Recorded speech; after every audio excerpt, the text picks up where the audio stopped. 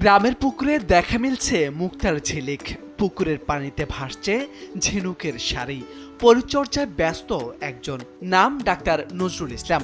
দেশের পাবলিক বিশ্ববিদ্যালয় থেকে পড়াশোনা শেষে জাপান থেকে নিয়েছেন উচ্চতর ডিগ্রি ও প্রশিক্ষণ।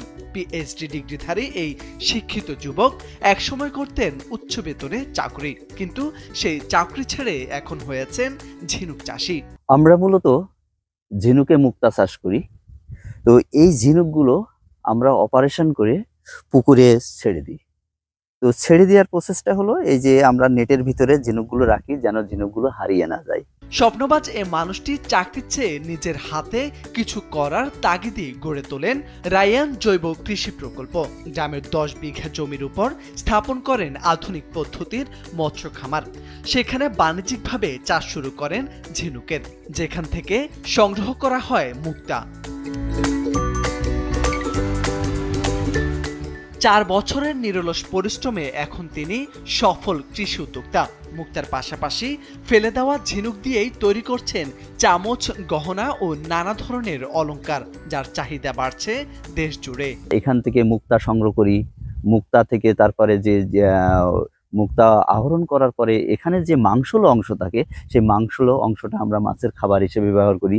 আবার এই শেলটা থেকে আমরা চামচ তৈরি করি, যেটাকে বলা হচ্ছে অর্গানিক চামচ। দেশীয় প্রজাতির ঝিনুক নদীনালা থেকে সংগ্রহ করে বৈজ্ঞানিক উপায়ে অপারেশন করে পুকুরে ছেড়ে দেওয়া হয়। 7-8 মাসের মধ্যেই সেগুলো থেকে আহরিত হয় মুক্তা।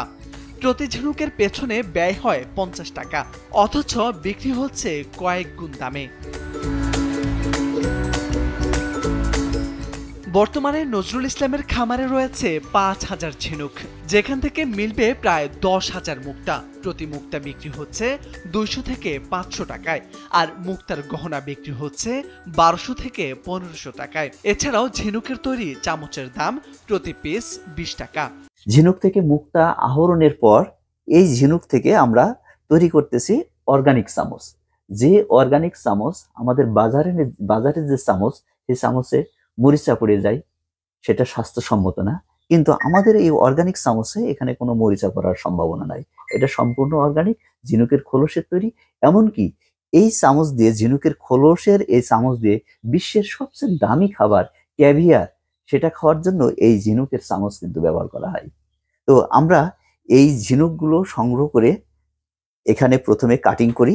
তারপরে কাটিং করার পরে আমরা এই ঝিনুক এই পরের মেশিনে আমরা এটা পলিশ করে আমরা এটা দৃষ্টিনন্দন এই চামচটা তৈরি করি। 2021 সালে শুরু করা এই প্রকল্পটি আরও এগিয়ে নিতে সরকারি পৃষ্ঠপোষকতা চান উদ্যোক্তা নজরুল ইসলাম। ঝিনুক চাষে কোনো বাড়তি খরচ নেই, এটি সম্পূর্ণ পরিবেশ বান্ধব ও টেকসই ব্যবসা। চাইলে এই পদ্ধতিতে অনেক বেকার যুবক স্বাবলম্বী হতে পারেন বলে মনে করেন তিনি। মোরশেদ আলম, সময়ের আলো।